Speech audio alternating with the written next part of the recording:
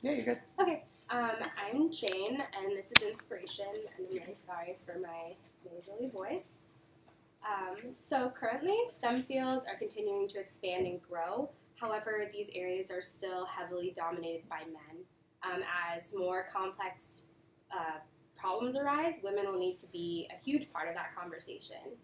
The big problem now is that women aren't staying in these fields, so how can we encourage them to remain engaged in STEM?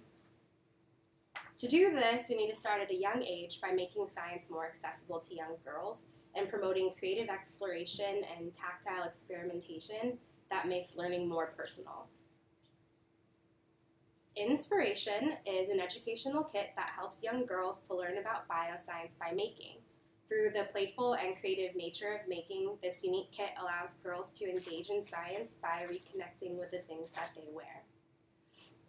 Today's fast fashion has taken a huge toll on the environment, and Inspiration empowers young girls to understand a product's life cycle and impact, helping them think critically about contemporary environmental problems. These bioaccessories make sustainability fun and fashionable. So how exactly does it work? You would visit the Inspiration website and choose from 3 options. One is an already designed accessory in which you focus on the nurturing. The other is a kit that's more focused on the making. And the third is a workshop that has a provided curriculum for larger groups.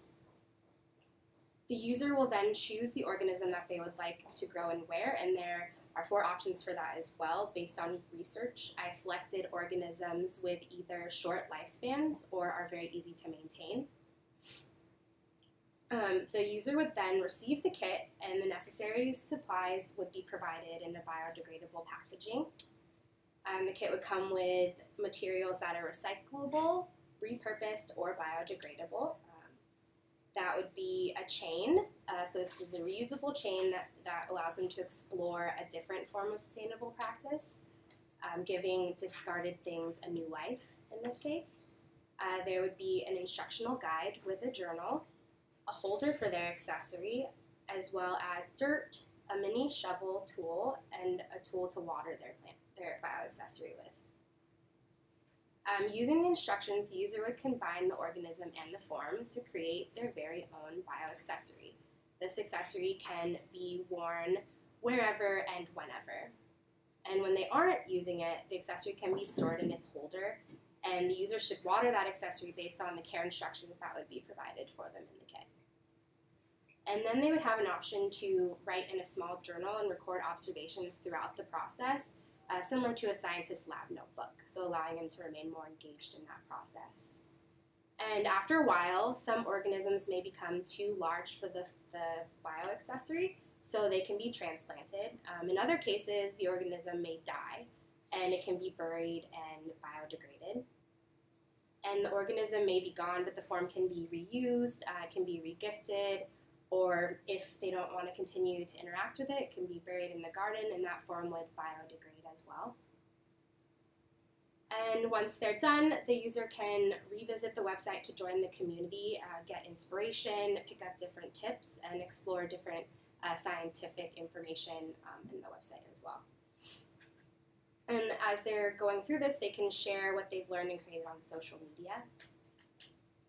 So how did this all come together? The process started off with my love for mycology, or the study of fungus.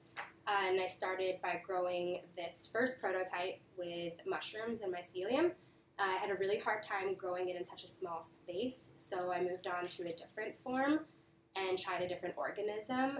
The issue with this is that it was unstable and easy to fall out.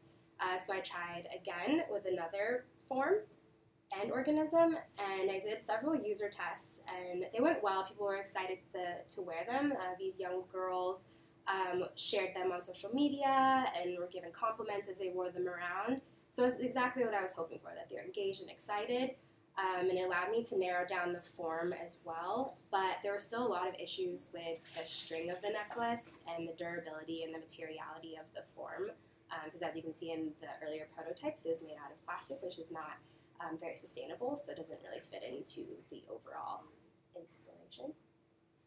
And so then I experimented with different biomaterials and recycled and alternative plastics, and I found an algae-based 3D print filament that was compostable. So I decided to create my fourth prototype that utilized this sustainable material.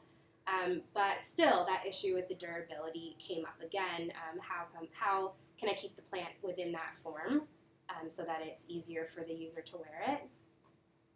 And so eventually, this is the final accessory, which Raha is wearing.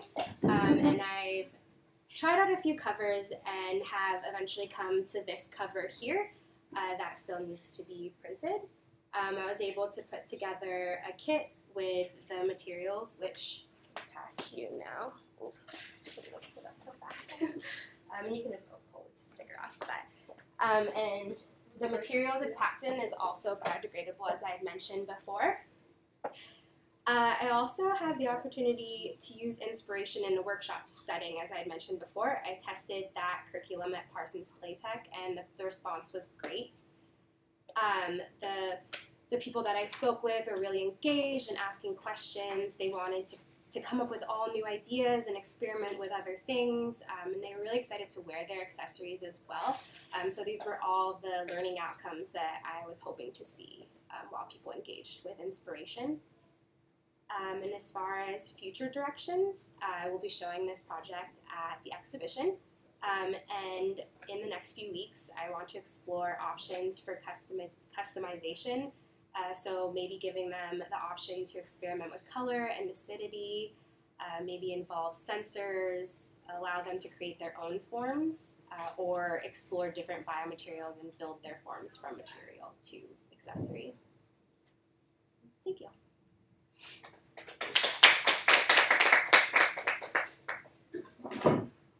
Do you see this as home-based or possibly classroom-based? So I was hoping that it'd be more of an informal learning situation, so outside of the classroom.